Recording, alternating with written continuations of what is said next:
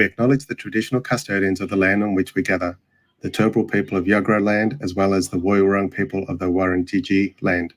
We recognise their continued connection to the land and waters of this beautiful place, and acknowledge that they never ceded sovereignty. We respect all Turrbal and Woiwurrung elders and ancestors, and any First Nations people here today. I can't take it anymore! Good afternoon, good evening, good day, and good morning, Blurtstars, wherever you are around the world. You are listening to the new Blurt. You absolutely are listening to the new Blurt. Good afternoon, or evening, or morning, etc., etc., etc. I am the Kegsta, and tonight I'm coming to you from the Wurundjeri country of the Kulin Nation of the Wurundjeri people. Sovereignty was never ceded, always has been, always will be Aboriginal land. Good evening to you. If this is the first time you've tuned in to the new Blurt, very happy to have you, listener. Tonight we've got a great show. We are going to be doing Blurt Around the World, which is basically we talk about things around the world. Tonight we've got Who's Breaking Music Records again? Well, guess. It's not that hard. There was a comedian who kicked out a baby in the comedy festival. We'll just have a chat, find out if that was fair enough or not. Elon Musk is having a fight with the Australian government. We've got world's most boring tourist locations and the oldest turd in the world. Apparently it's worth more than gold. So there you go. And also we've got Blurt on Blighty tonight, where we talk about things in the UK. Wencee will be chatting about the new anti-smoking law. I will talk about North Island's first ever astronaut. And it happens to be a girl, which is pretty cool. Then on Green, they're done that, which is our green segment. I'll talk about, unfortunately, the international bleaching event that is about to occur very, very soon, which is not good at all. And Wencee will talk about things slightly better than that, which will be the progress and cons of recycling plastics and glass. And just to wind up the show, we'll have Joke of the Week, because we all need a little bit of levity at times. But before we go any further, we have a fantastic co-host on the other side. So good evening, Wencee. Hello, everybody. Yes, thank you, crowd. Thank you, Renter crowd. Thank you, Renter crowd. Much appreciated.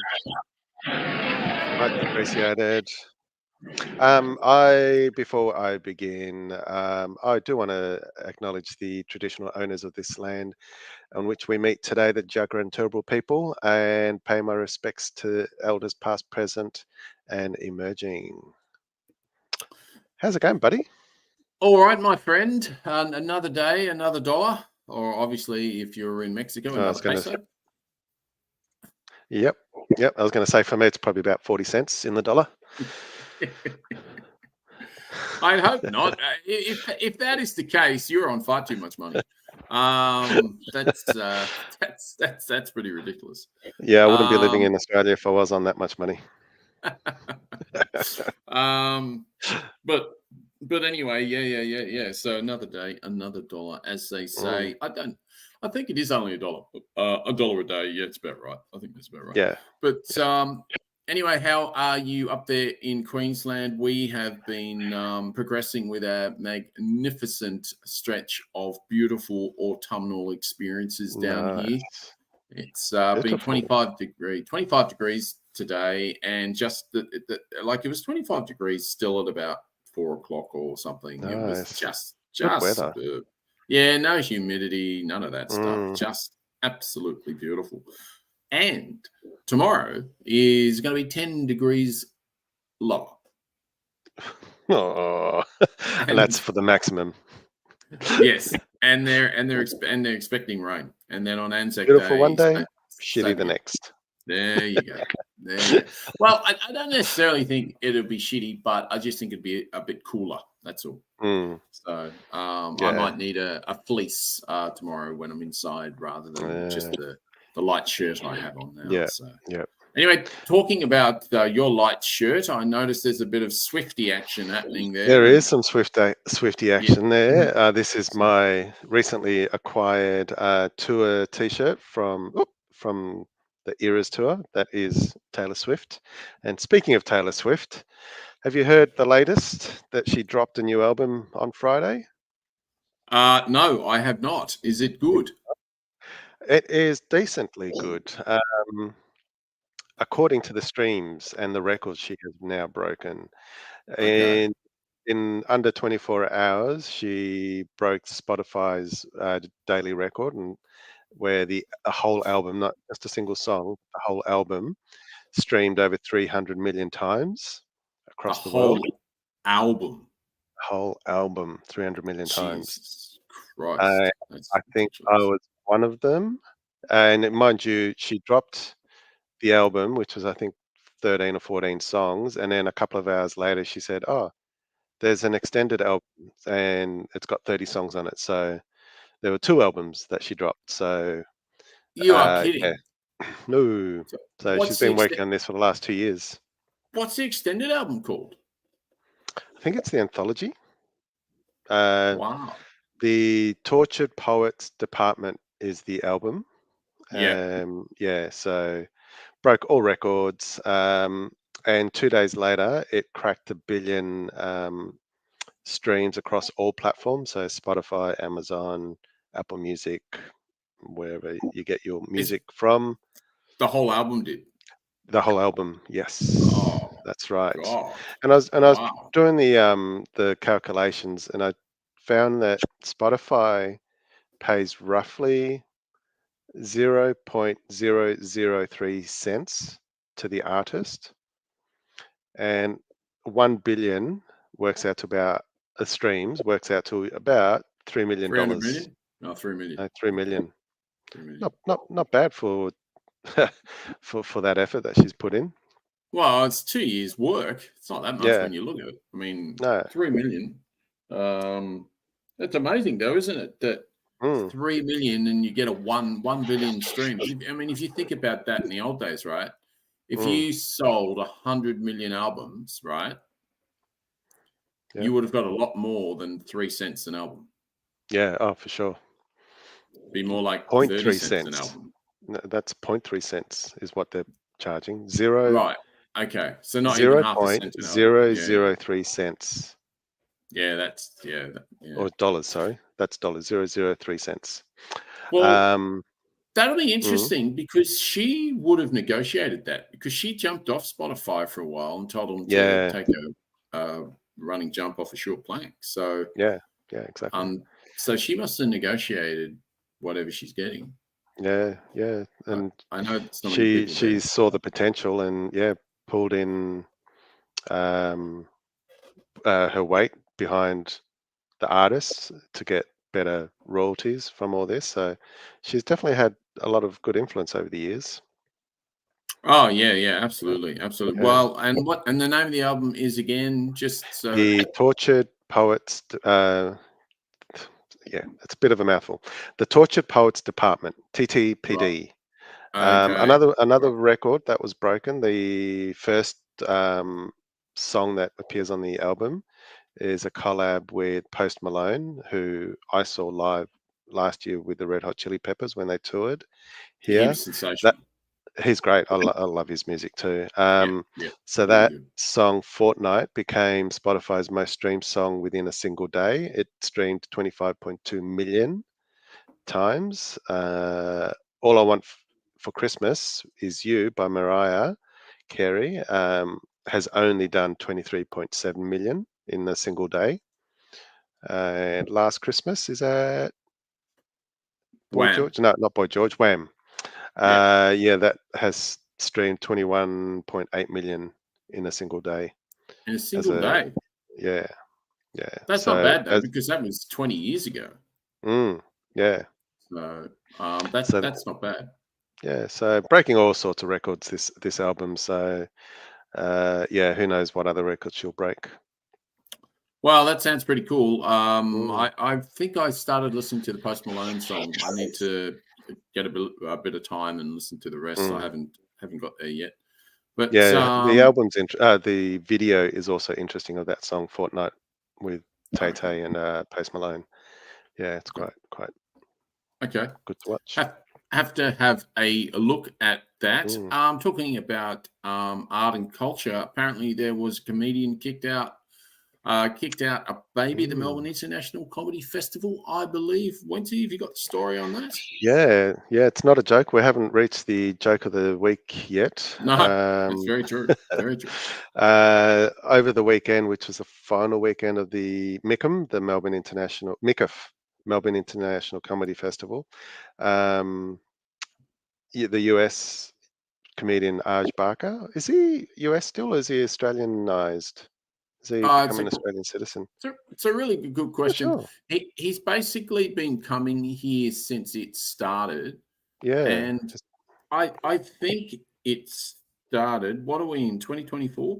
I think it started 1994 or something. Yeah, okay. The comedy festival. It's been going for a really long time. And and actually I had a record up until this year, and I'm absolutely gutted. This is the first time in the time that it's actually begun that I have not gone to the comedy festival. This year? Yeah. Did you not go to Reuben K? Or was he not part of the comedy festival? Oh, you're right. I did go to Reuben K. Oh, yes, see? I love you, Wencee. I love you, Wencee. You have been beautiful. to it, so yeah, you still got your record. Nice. There you go. Nice job. Nice job. That makes me very happy. There you go. Very happy. I was quite despondent. I really was. Yeah, there you go. Nice. But anyway, we so do digress. What's the story? Yes, what's the story on Aj? Aj at his comedy show on Saturday night, I believe it was in the middle of doing his gig and noticed a baby in mother's arm, and politely, I guess, got her to leave the show because the baby was making some noises and was distracting him. I take it, and so it's become a bit of a controversy the last couple of days about this whole situation about mother bringing baby, and where can mothers be safe with their babies to experience all these things that they want to do. So I've got my take. What's your take on that? Well, I've got a bit of first-hand experience with this. We went to something Kitson. I can't remember his name. I haven't seen him for a long time. Okay. But we used to follow him quite a lot years ago, and we took Indy when she was 6 months old in the cradle, I think it was. And she didn't make a sound through the whole show, and he didn't even know that she was there. And then when we left, he realized that she was with us, and he came over and sort of went, "Oh, blah, blah, blah, blah."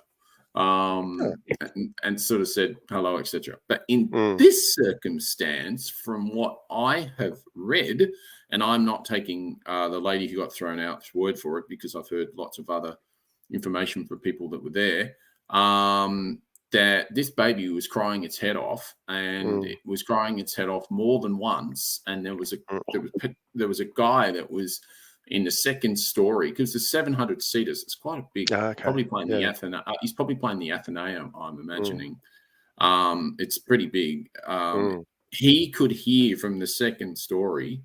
He could hear the baby cry. And when he was trying to do his jokes and he was trying to get through, this baby just kept going hell for leather.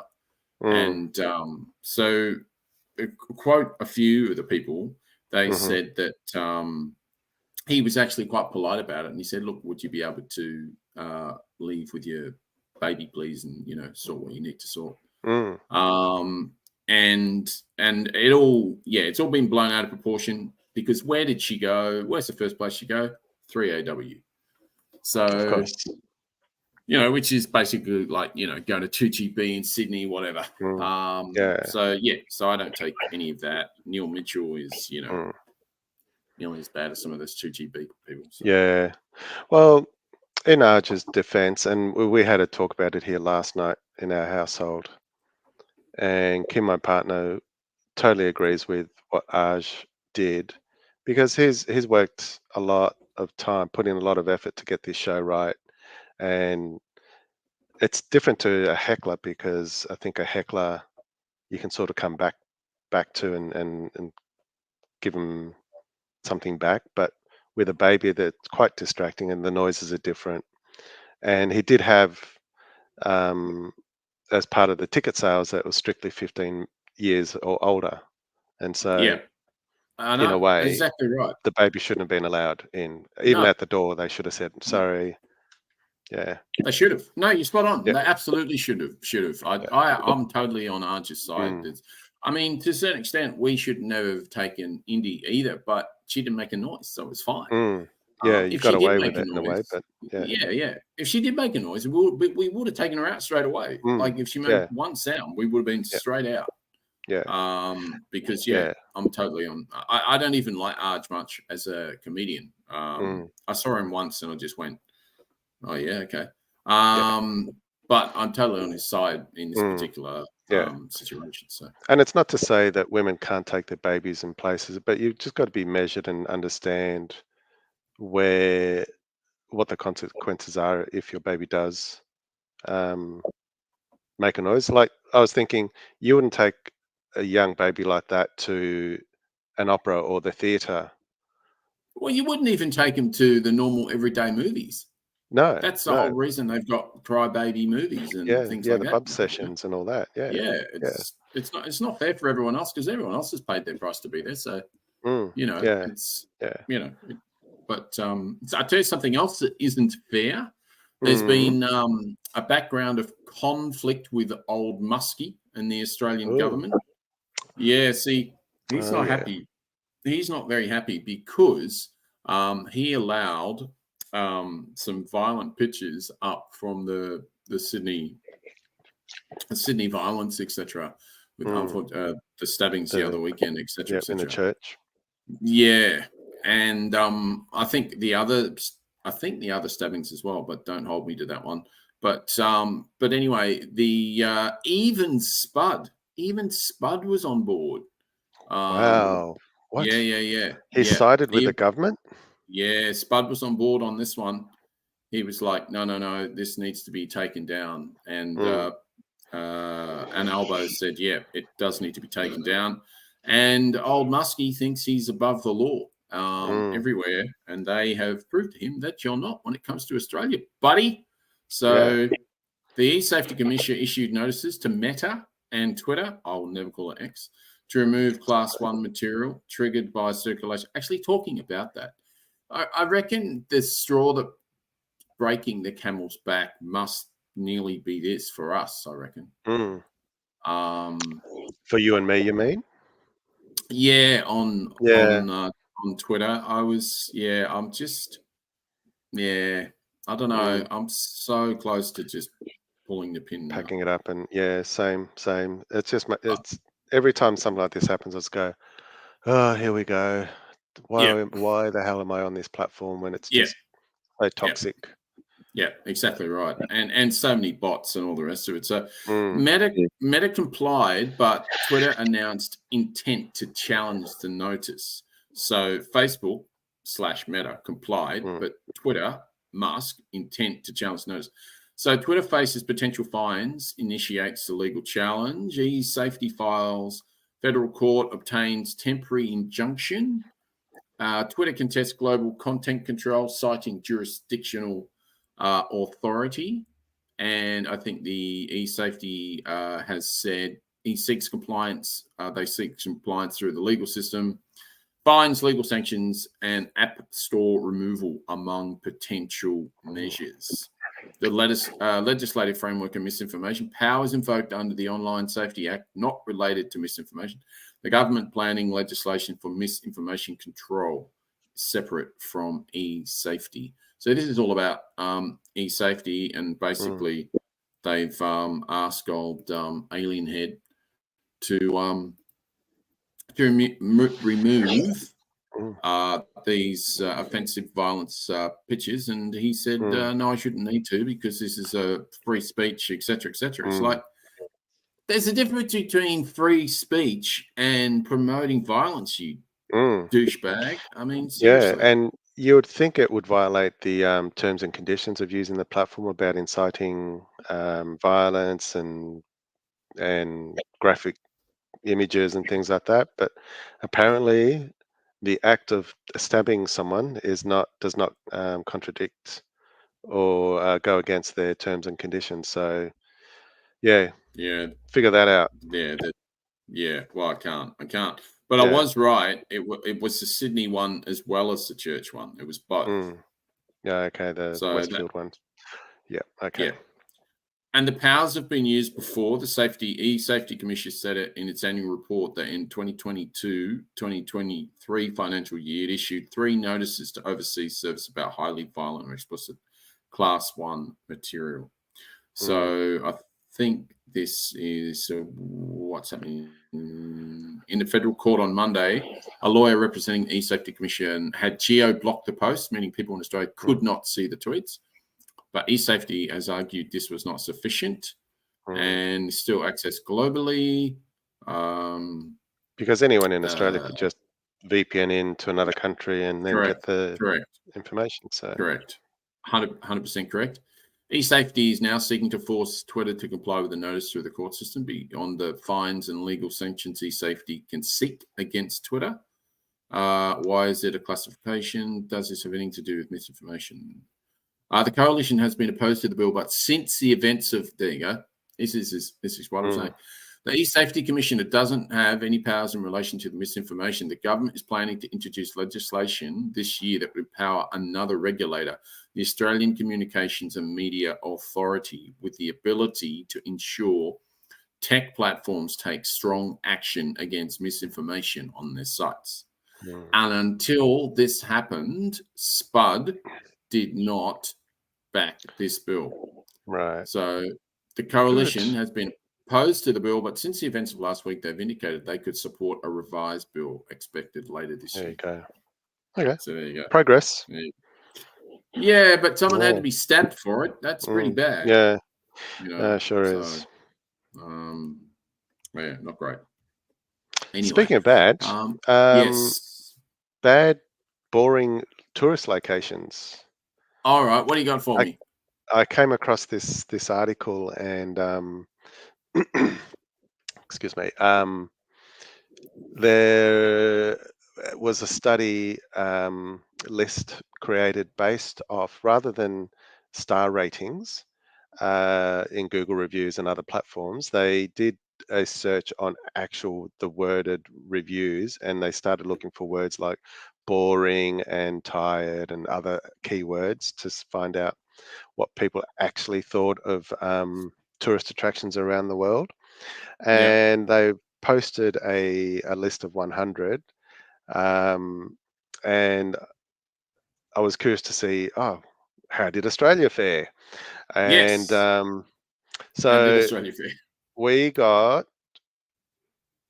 9 in the top 100, so 9%. Jesus, that's not good. 8, sorry, 8, miscounted. 8. Did New Zealand get any? Oh, that I didn't look for, so I'll have to look at it some other time. I was only focused on Australia. So just to start off with number one was the Branson Scenic Railway in Branson, Missouri. Right, that's meant to be boring as all batshiters. Pretty much, and makes me a bit scared about the trip that I'm about to do in Darwin in a couple of weeks, when I'm traveling the Garn from Darwin all the way down to Adelaide. So I'm hoping that's not boring. I'm sure it won't be. No, because that'd be amazing. Yeah, it would have to be. But I guess this number one is a scenic railway, not an actual cross-country rail thing. So well, I should be okay. I should be okay. Well, we hope so Australia, where did we end up? In 16th was WA's museum called Bula Barup. Not exactly sure what they do there. It's the state's premier cultural organisation, home to Western Australia's scientific and cultural collection, Through research, exhibitions, and public programs, the museum makes the state's natural and social heritage accessible and engaging. Was that not engaging Sorry. enough for you? Sorry, no. No. I Right. was fully awake for that one. Fully awake for that. Of course, of course. What was okay? So, Okay. how many was in top?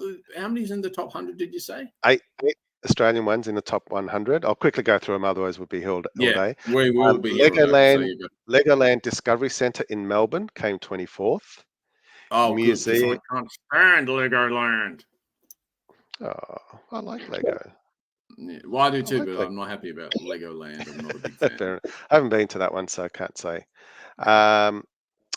Museum of Sydney came in at 32nd. Melbourne's Immigration Museum, 52nd. Get stuffed. I like that place. Yeah, I've never been. I always wanted to go to that one. It looked fascinating. Yeah, it's cool. I think it's pretty cool. Yeah. Tasmania's Museum of Old and New Art, so Mona, came in at 76th. I was surprised by that one. Kidding me? Who did this bullshit list? Well, like I said, they looked at the keywords to find what was boring, and that's what they came up with. Mona, Coming in and there is nothing boring about Mona. Yeah, Mona I can only imagine. Yeah. That's just bullshit. Coming in at 80th, Luna Park in Melbourne. I'm with that. Yeah, it is a bit boring, that one. Last time I was there, I was bored to death. So, yeah. And the last one was Perth's Bell Tower, which I think is it Subiaco? What's that suburb? One on the coast? Fremantle. I'm not sure, but what would be really cool if for homework you would be able to get pictures of all of those for next week. And we could do a little slideshow. All right, sounds good. That'd be quite cool. Sounds good. That'd be quite cool. Done. I'll do that. Talking about pictures of old things and maybe things you don't think will be that interesting. The oldest turd is worth more than gold, and apparently it's in Lloyd's in London. And you don't think of those two words together that often. Lloyd's of London. Lloyd's and shit. Yeah, Lloyd's and shit. No, that's not that way. So, a 1,200-year-old bowel movement has become one of the most giggle-worthy exhibits at the Jorvik Viking Centre in York, in England. You sure that wasn't on the list? The world's largest fossilized human excrement, known as the Lloyd's Bank coprolite, has offered historians new understanding of the dietary habits and health of the Viking from the 9th century AD. Its estimated tag is about 39K. And here's a picture of the turd. There you go. I assume, is it human? Yeah, it's a big Viking. Yeah, I guess, yeah. Well, they were Viking. pretty big, and yeah. They were. And they had a lot of meat, so, you know. But the interesting thing is that paleontologists that apparently study coprolites or fossilized excrements, etc., are called, I believe, paleoscatologists. And you can look that up if you need to. But so there you go. It's not up for sale. The historic discovery is a testament to the insights that can be, there you go, that can be gleaned from the most unexpected sources in the field of paleoscatology. See, I wasn't talking porkies there. Yes, it's a real thing. So we will have this in the show notes. Obviously, there's no scratch and sniff, so that's good. The Lloyd's Bank coprolite, affectionately referred to as the precious poop, is believed to be the largest known fossilized human turd in recorded history.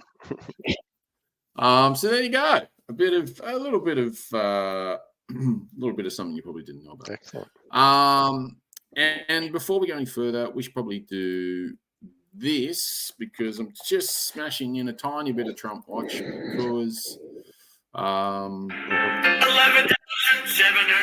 as we know, there is a case going on at the moment. It's going to be going on for a little while. So, Users only. It's So just a couple China. of things on the Orange Head.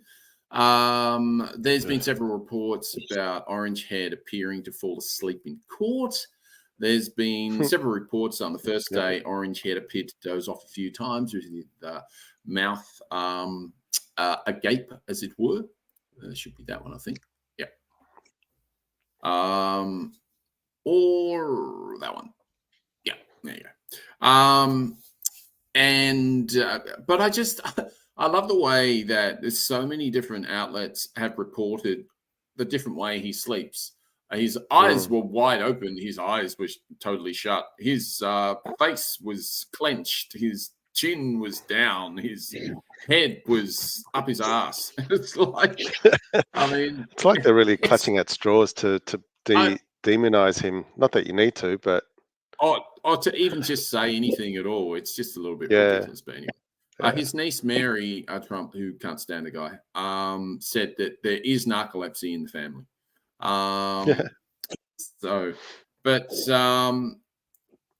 anyway, I thought I'd just go through this quickly, but there was first witness was an Australian journalist who was involved in Trump's hush money scheme. If you're not aware of what this is all about, basically Trump paid money to a porn star that he had sex with, and then he used campaign funds to try to cover it up. Can't do that. It's a criminal offense. That's why he is in court. But he is trying to say he never had sex with Stormy Daniels. And I'm thinking that I think Stormy Daniels probably wishes she never did as well. But it's pretty obvious that it happened. So it's just too much information and blah, blah, blah. Anyway, so the scheme was framed as an election fraud. Allegations include falsifying business records to conceal a fair payment. Australian journalists are allegedly involved in multiple catch and kill agreements. This was all before he got in 2016. So this is all to do with election fraud. During the campaign. Yeah, absolutely. Absolutely. So the prosecution's opening statements were allegations of planned coordinated conspiracy to silence individuals. Prosecutors highlight Trump's Tower meeting subsequent actions. Allegations include suppression of negative stories and favoritism towards Trump. That is all true. And the defense arguments are he's innocent. That's pretty much it. He's innocent. That is how they arguing the case. He's innocent, and we don't need the case, apparently.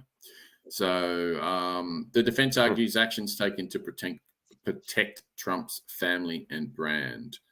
Witnesses and expected testimonies. Australian journalist not expected to testify during the trial, so he is there, but apparently he hasn't testified yet.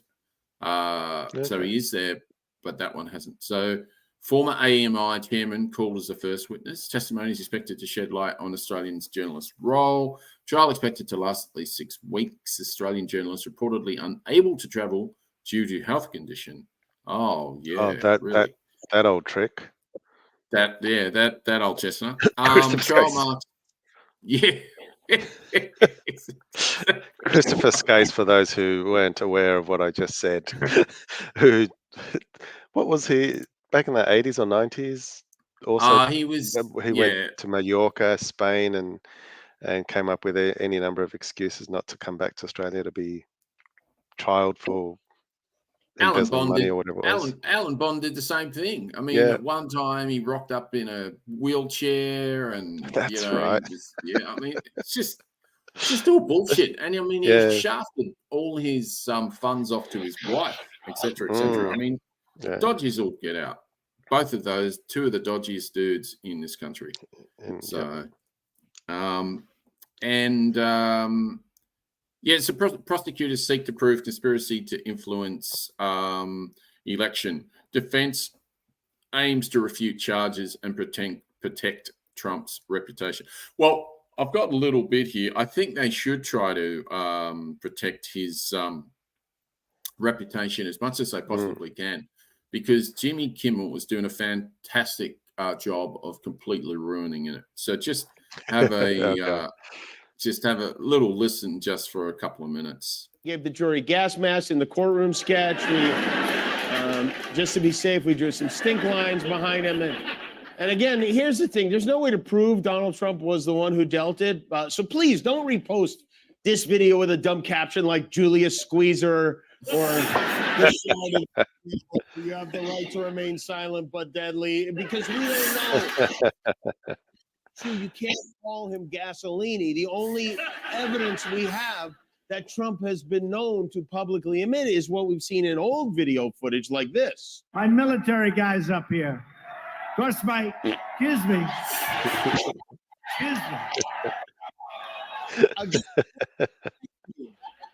Don't post that out of context. That's, I mean, really, no. Because it's the kind of clip, dumb, that could go viral and really make Trump upset. And videos like this, I mean. Like you'll go person, woman, man, camera, TV. He will not like, please do not spread clips like, oh, this one around. And I'm proud to be an American, where at least I know I'm free.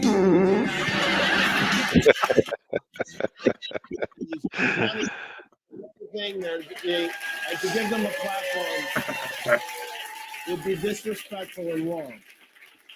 Meanwhile, his flatulency is said to be rage that is mixed out even for him. There was a story in Rolling Stone this weekend.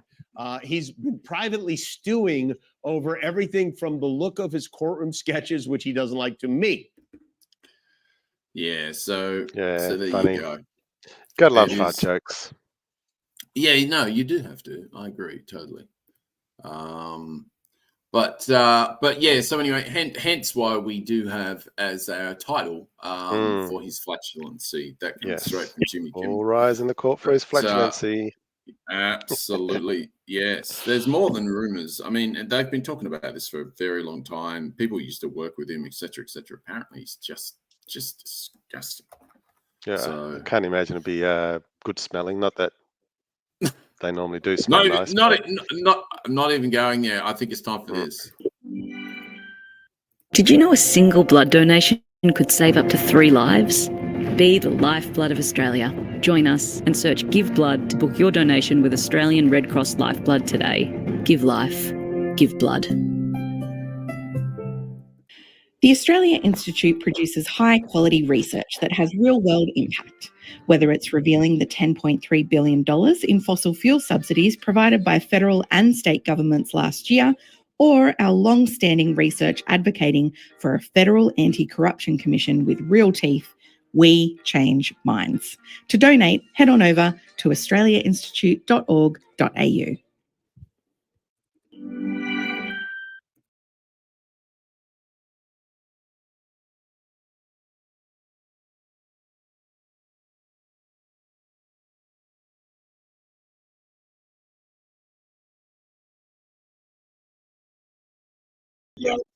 Yeah. Yeah. So Blurt on Blighty, absolutely. So Blurt on Blighty. So what have we got this week? This week we have something that's very, very cool, which is Rosemary Coogan becomes a certified ESA astronaut. She's the first woman / anyone to be an astronaut from Northern Ireland. Nice. And she's achieved a significant milestone in her career, obviously. She's an astrophysicist. She's got multiple degrees, including a doctorate in astronomy, which you would love. Was selected for the European Space Agency's astronaut training program from a pool of over 22,500 applicants in 2022. Wow, 22,500. It's amazing, isn't it? This is huge. This is just ginormous. I mean, Northern Ireland would be going absolutely bonkers over this. Basic astronaut training encompassed a wide range of skills, including spacecraft systems, spacewalking, robotics, survival techniques, etc., etc. And now she'll progress to the pre-assignment and the mission-specific training phases. And just wanted to So this is directly from, that's not the right one. That's also not the right one. Sorry about that. Oh, come on. You love it when a plan comes together, but sometimes it just does not want to behave. Okay, that's fine. No, that's okay. That's fine. So when she was speaking at the graduation ceremony, she shared her lifelong fascination with space, which is probably not dissimilar to yourself, Wencee. And Yes, but she's a lot smarter. Well, she's achieved a lot more, but she might not necessarily be any more fascinated. And she highlighted the fulfillment of conducting scientific research in space and emphasized the collective dream shared by her fellow astronauts. In the class of 2022, affectionately known as the Hoppers, represent a new generation of space explorers. She's only 33, and I did have a picture of. Yeah, she's pretty young, and I did have a picture of her and the people, but I can't find the article. I will find it. Anyway, additionally, ongoing feasibility studies explore the possibility of disabled, I'd like to say astronauts with a disability, like former Paralympian John McFall participating in future missions, which is that'd be really cool for that to happen. Absolutely. I think so too. So her graduation marks a significant moment for the space sector in Northern Ireland.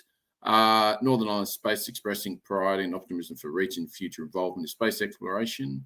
The hope is that Coogan's achievement will inspire and encourage more aspiring astronauts from Northern Ireland to pursue careers in space science and exploration. It's a pretty cool story because you think of astronauts. Northern Ireland is not the first place you think of. No, definitely not. So well done you, Rosemary Coogan. Nice job. There was lots of other stuff happening in UK, but most of it was boring and a little bit shite. So I tried to find something decent positive story. Yeah, and the interesting thing was the only thing I could find is it actually had to be in another country, but it's officially part of the UK. It is. So, yeah. It's like New Zealand. That's part of Australia, isn't it? Well, you said that. you said that. I didn't say. It's quite funny actually because Ness. Well, it was at one stage, but Ness's mum always says she always thinks we should be. She goes, "Oh, we should just be part of just be part of Australia and just work it out. It's a waste of time. I don't know why we do this." I remember reading recently that New Zealand almost did become a state in the early 1900s after Federation here, and there was actual talk, and there were papers that were like between the prime ministers. There were talks about joining together as one, and I don't know where and why it never eventuated, but maybe I should look into that again. I thought that was quite fascinating to hear that. Yeah. No, absolutely. And I remember actually reading something similar, and I can't remember why they put the dampeners on it, but yeah, there definitely was a massive discussion in the early days about it, especially since the landmass, they were actually joined at one stage. So it's sort of moderately obvious when you sort of look at the east coast of Australia and the sort of the west coast of northern part of New Zealand.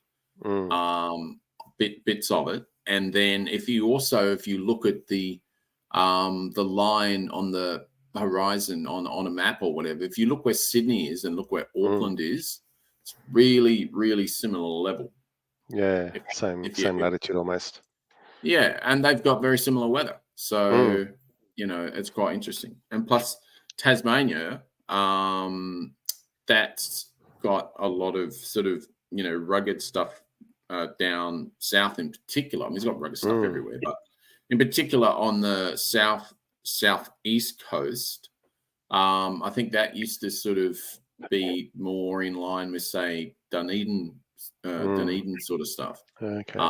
And that sort of weather. I mean, I'd have to look on a map and see how it all joins together, but you can definitely tell certain areas that we were joined at one stage, and very similar. Actually, yeah, and actually talking about that at the Cranbourne Botanical Gardens, which is absolutely sensational. There's a fantastic little bit in there, and it just shows you how we were all joined together, and it shows you all the flora and the fauna of the areas and where it moved from and what the dates were. I don't think that's in your top 100 of shittiest places. No, that sounds fascinating to me. It is. It's really cool. I love going there. It's a fantastic place. They've done a magnificent job. So I just don't like the drive to Cranbourne very much. Yeah. But being in there is awesome. Really. Once you're there, it's almost a day trip. Jeez, to Cranny. Yeah. Well, you're right. It is. It's 2 hours. It's 2+ hours there and back. Yeah. For those not familiar with Melbourne, it's about 2 hours and a bit southeast of Melbourne. Correct. Go past Dandenong. Go. It's not even near Frankston. It's more towards Gippsland. Sort of. Oh no, it's not that far.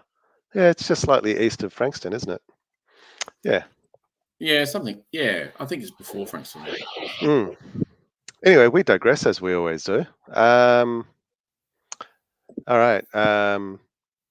My blurt on Blighty is going to be about new laws that are coming into the UK. PM, I always forget his name, Rishi. Rishi Sunak. Rishi Sunak. I always get them mixed around, even though I've read them many times during the day and week. Man of the people. Yes, man of the people. Yes, because we're all multimillionaires. Billionaires, sorry. Yeah, so he's done something good. He's introduced, and it's passed the laws in the UK for having a smoke-free generation. So the new laws were voted on in late March this year, and it passed. And basically, it's going to start restricting anyone turning 18 as of 2027 that you are not allowed to buy cigarettes. If this sounds familiar, and vapes, so anything to do with cigarettes, smoking and vapes. Okay. So the law is called, I did have it here in a different notes, but let's see if I can find it. Yeah, it's called the Tobacco and Vapes Bill. Don't we have something similar coming in here? No, not that I know of. But if it does sound familiar, New Zealand did vote it in when Jacinda Ardern was in. Yes.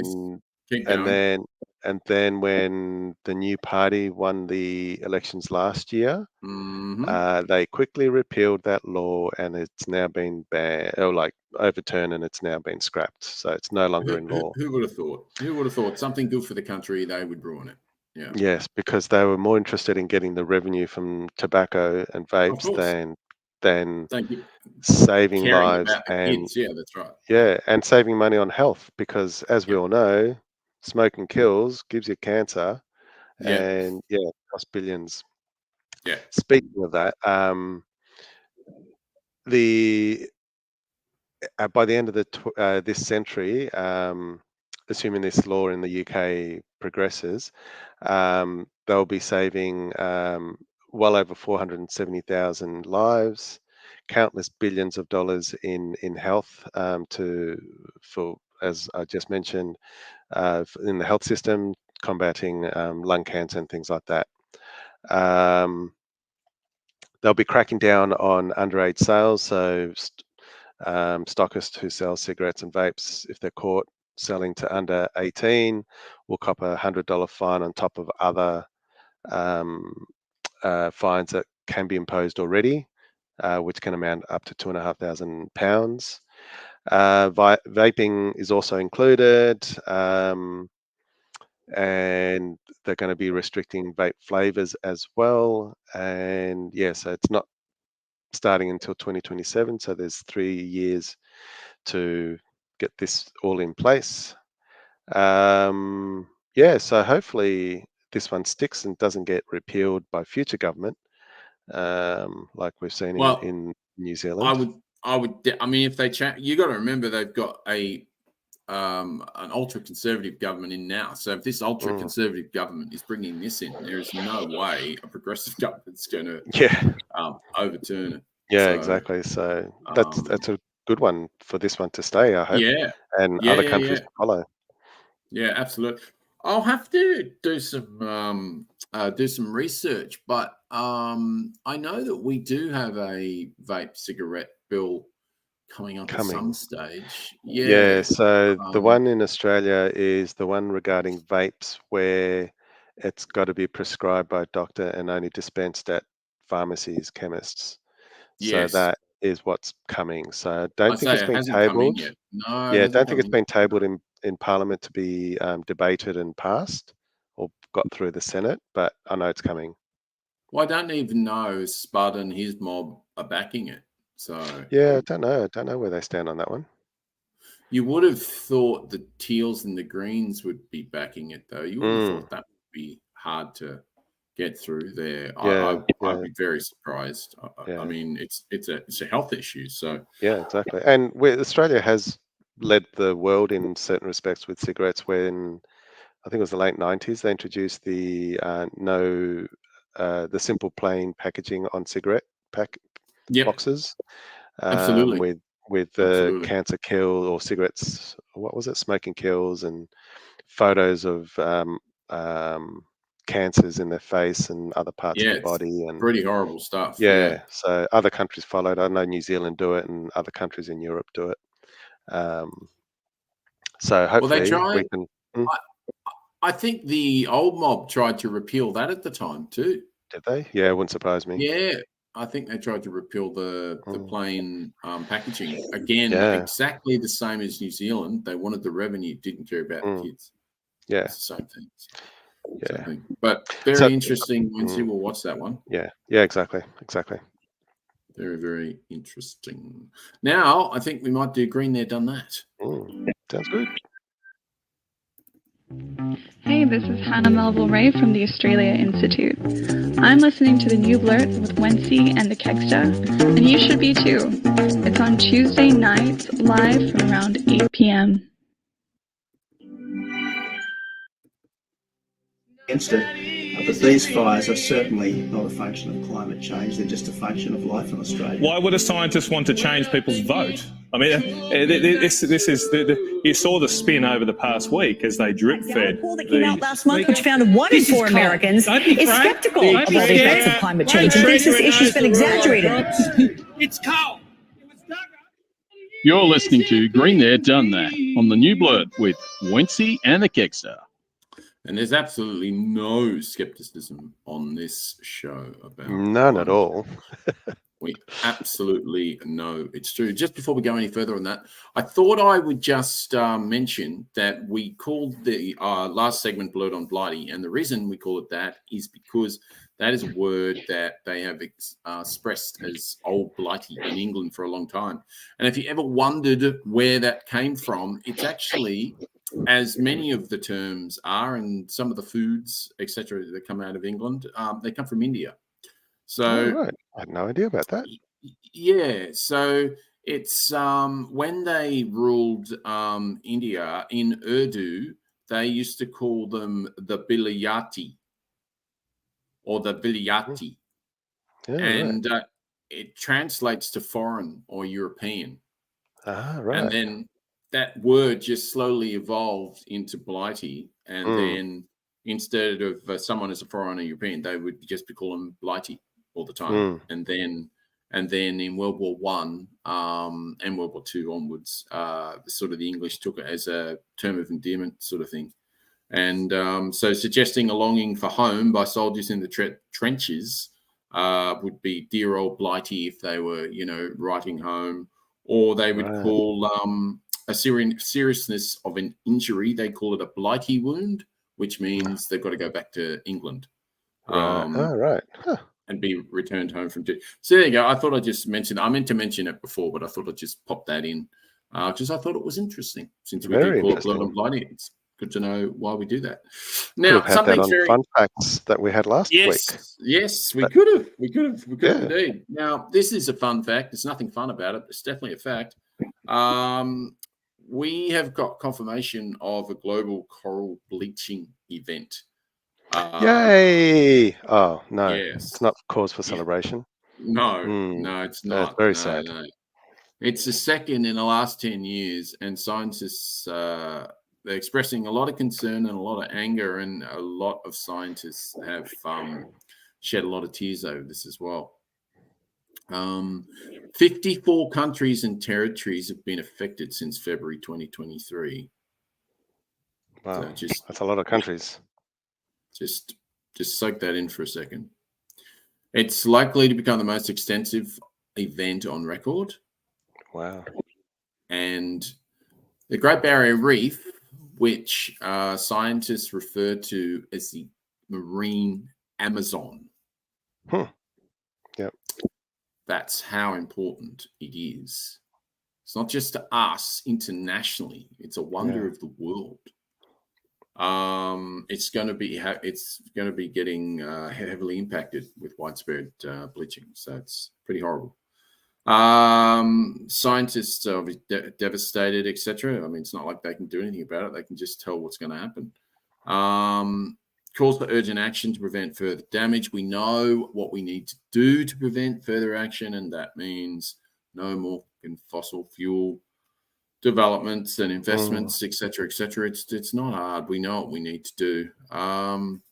We need to stop neglecting the coral reefs, because 500 million people rely on the coral reefs as well. So obviously, from a fishing point of view, etc., when you have a healthy reef, you have healthy marine life, and then that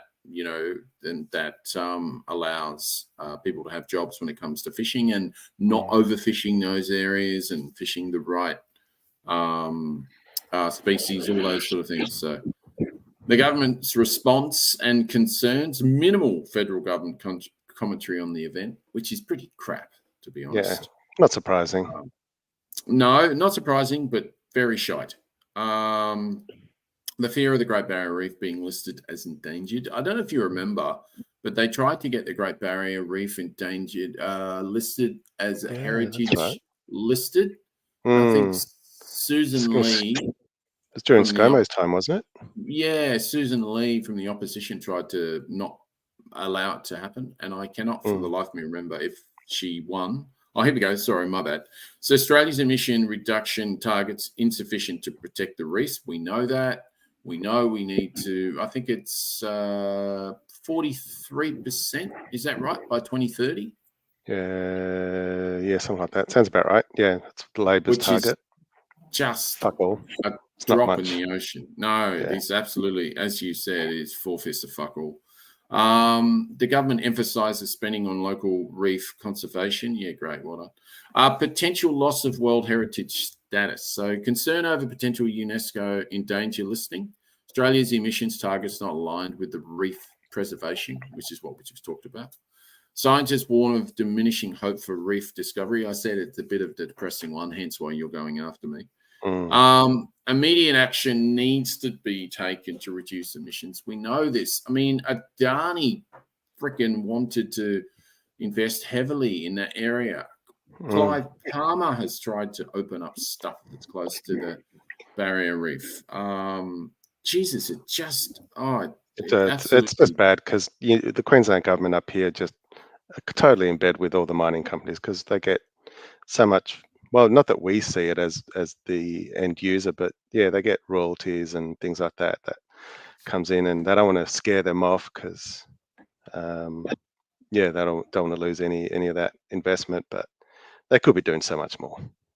Do you know what though? It's up to us. We have to stand up. We have to, we have to march. We have to take this. We have to go, okay, you just can't do this anymore. And then this is why we've spoken before about Extinction Rebellion or XR on this show, because that's what they come to. They get to the state where they go, oh, this is fucking hopeless. No one is listening and no one is doing anything. And so therefore they take, matters into their own hands, and it might be slightly violent, or it might be something that's slightly inconvenient, something to get to work, whatever. Really doesn't matter in the, in the state of the world and the state of the planet. It really doesn't.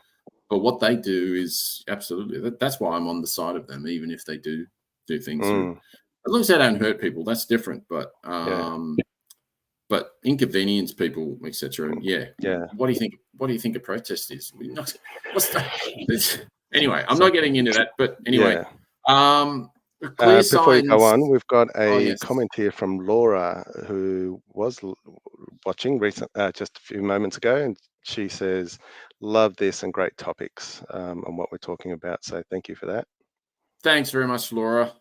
We love bringing it to you. So if you're enjoying listening, that's fantastic. So we always say the potty will probably be out by Sunday. It'll be slightly different to this, but not completely. So you'll be able to listen to it in your pleasure on your podcast app.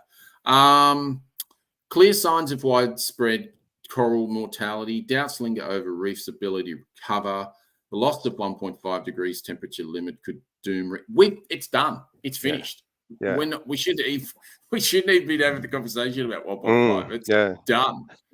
We need to work out what the hell we're going to do with 2 degrees. Yeah, exactly. How do we stop it from getting to that? Come on, governments. It's not just ours, it's other governments all around the world. Absolutely. But absolutely. I mean, the New Zealand government is well behind. I mean, Jacinda Ardern was going in the right direction, but unfortunately they're in a terrible position now. And Richie Sunak looks like he's got retrograde steps to pull back their climate action that was done before. It's really, really terrible, Wencee. So anyway, urgent need for decisive climate action. And we will keep, in fact, we probably should do even more stuff on climate action on this show. But I think we will. I think we'll talk about that because it's just too important, and we need to keep bringing all of this to the fore, as it were. Yeah, exactly. So, there you go. Exactly. Okay, so on a slightly bit more upbeat tempo or topic, wouldn't say it's roses, but the age-old question of what's better, recycling glass or plastic bottles. It's something we briefly talked about last week on last week's show. So it got me thinking, which is the better medium to keep using and recycling. So I'll just quickly go through some of the things, inherent issues with either product. Of cans or glass? Glass. I was doing plastic and glass. Oh, okay. No, that's fine. No, Yep. plastic and glass is good. Yep. But I'm really interested about cans as well, because I always thought that it's easier there's less energy to recycle a can compared to a glass, but I'm not sure. I don't know. Yeah. Well, definitely with plastics, as we know, they're made out of petroleum products. So every time you make a new product, you got to dig stuff out of the ground, and the recycling of it, even though it uses less energy, will degrade. So rather than recycling, they call it downcycling. So with plastics. Oh, okay. I haven't heard that term, downcycling. Yeah, so with plastic recycling, when it gets recycled, it's an inferior product to the original. And then when that product gets recycled, it's an inferior product again. So there's limited uses of recycling plastic. So that's one big downside. Upside is, yes, you do use less energy to produce the recycled material because you don't have to go digging up for it and transporting it. The raw materials you don't have to dig up. Other downside is microplastics. At every point of touching plastics, you've got microplastics hanging around. Now, from my understanding, I read a little while ago that microplastics, some of the biggest amount of microplastics that we get are on our clothes. Yeah, so from the fibers. Every time, So every time we do a wash, there's an amazing amount of microplastics just lying about. And apparently they've done studies on I think kidneys or whatever that have just been cut open and they're full of microplastics. And it's not like these people are drinking microplastic drinks as such, although we probably are without trying. They're saying that this is a real, basically a scourge for the 21st, 22nd centuries, I suppose. Microplastics is going to kill a lot of people. Yeah, it will be.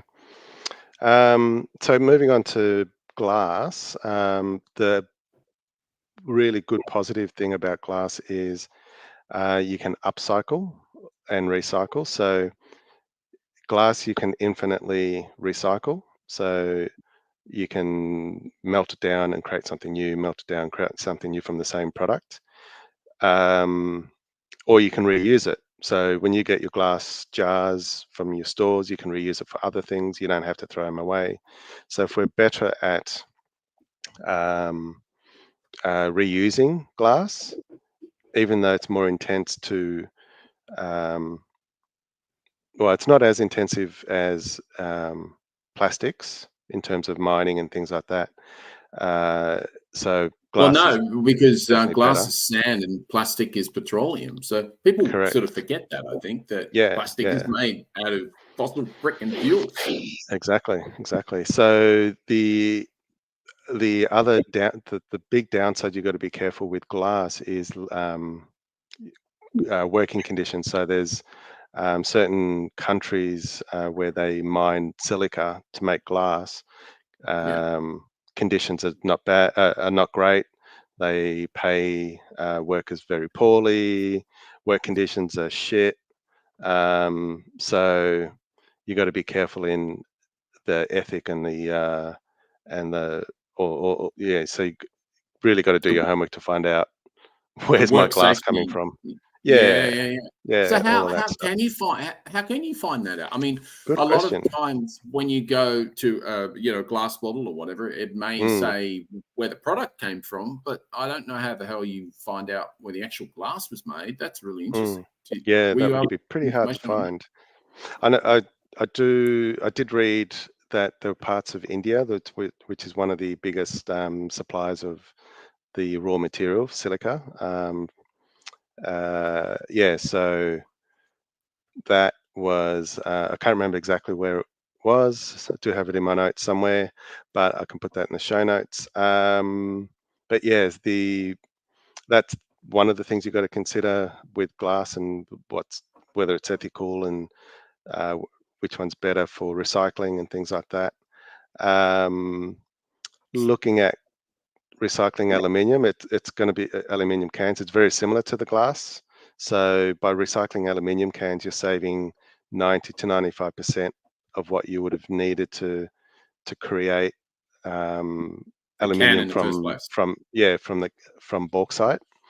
Because bauxite's in a smelter, and smelter's not great for the environment either, is it? No, that's right. So the whole energy that's required to burn something like the rocks, the ore, to melt and get your raw materials, it just takes up a lot of energy, which they then obviously use gas or coal to fire it up. So for the smelter,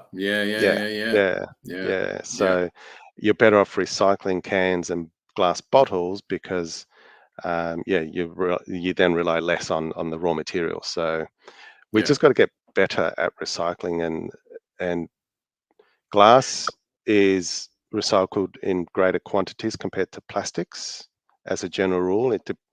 It's higher in most countries that do recycling. Australia is not that great at recycling to begin with. The amount of recyclable materials that you see in rubbish bins just astounds me. So we really got to get better at doing that. I agree with that. I'm exactly the same as you. It does my head in when I walk around the neighborhood at times. I'm just like, I mean, our bin every week, our red bin, i.e. Landfill, is like there's bugger all in it. There's bugger all. There's like, I mean, honestly to God, there might be, I don't know, there might be a shoebox worth, maybe if you're lucky. Yeah. But we got everything going into the garden, or we got everything going to a compost, or everything is getting recycled, and anything can't be recycled. We've now got they've opened up another soft plastics system again. Oh, right. And so I take that down to my transfer station. So I just wait till we have enough plastic bags. We try not to do plastic as much as we can, but it's really, really hard. It's hard to avoid. It is. So when we go to the supermarket, no, I don't go to the supermarket that often, but when we go to the grocers or whatever, like we'll just take a bag and we'll get our fruit and all the rest of it. It just goes straight in the bag. None of this putting in plastic bags, any of that sort of stuff.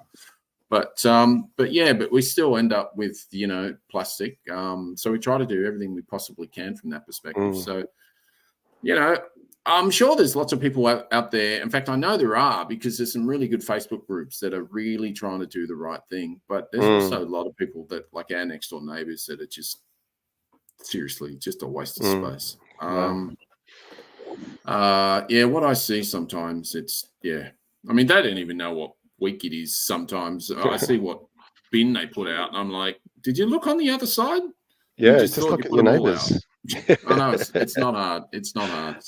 And anyway, just before we finish, just the one final thing about the positive of cans and glass bottles being recyclable is they consume considerably less water to in the process of recycling. So you use let's say it's 100% water is used for producing new material, new bottles or cans, but the recycled product can be as low as 10 to 20% of water is used to do that recycling process. So one, you're not digging up new material and you're using less water to recycle it. So really, cans and glass.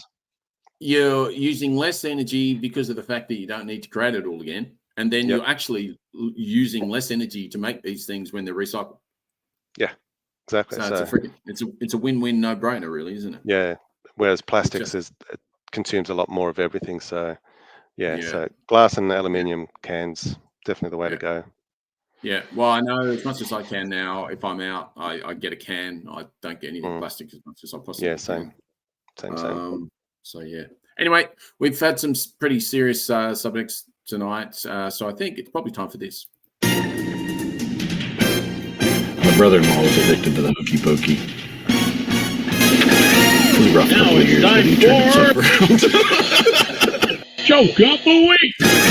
Well, just before we start joke of the week, we've got a bit of a joke here from GI. GI said that we've got many bins. It would be easy if the council gave us a skip. Yes, I know. I haven't got it ready, which is pretty bad considering we've got joke of the week there. So it's going to be a delayed. There we go. I know GI very well. He will definitely appreciate that. So, fantastic. Do you want to go first with your joke? Sure. Anyone who is live watching it, or if you've got any jokes, just bring them in, and away we go. And just add it in your comments. We'll read them out. Yeah. My first joke here is okay. So to all the people who always said I'd never amount to anything because of my procrastination, just you wait. Very good. That sounds to me like very much a GI joke. It's got to be said. Does it? Yeah, very much so. Very much so. Why don't scientists trust atoms? Why do scientists not trust atoms? No, why don't scientists? You don't have to change the sentence. Why don't scientists? That's trust the joke atoms? in itself, is it? Why don't scientists trust atoms? They're too negative, or they attract negativity. Because they make up everything. I like that one. That's pretty good. That's a good one. I don't mind that one. Pretty happy with that. We started a band and called it Books, so no one can judge us by our covers. I knew that was coming. Very good. Very good. I do like that. That's very nice. I do like that. I'm just going to pop this on. Just pop that in the background there. I told my wife she was drawing her eyebrows too high. She looked surprised. Okay, I've got another one. Did you hear about the mute chicken? It didn't give a cluck. Sorry about the foul language. That's terrible. That is shocking. That's shocking. We do have one here from GI. My son asked me what it's like to be married, so I told him to leave me alone. And when he did, I asked him why he was ignoring me.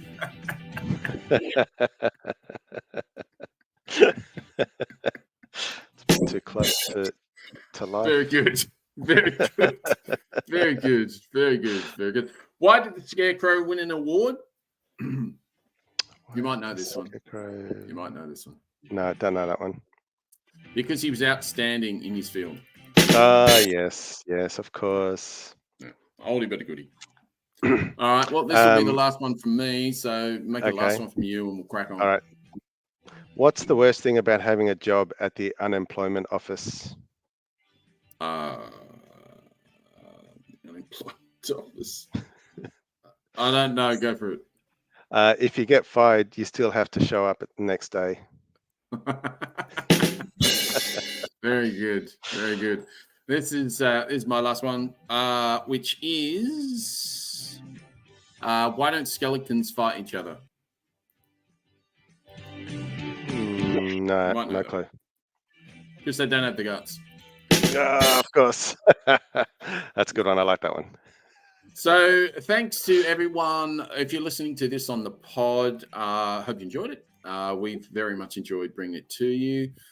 We've detailed quite a few pretty interesting subjects tonight regarding coral bleaching and recycling and of glass and plastics in particular, and really get involved as much as you possibly can to do the right thing, because we definitely need to. It's not a joke, and the barrier reef is a wonder of the world, and we want it to hang around as much as we can. So we've got to save these things.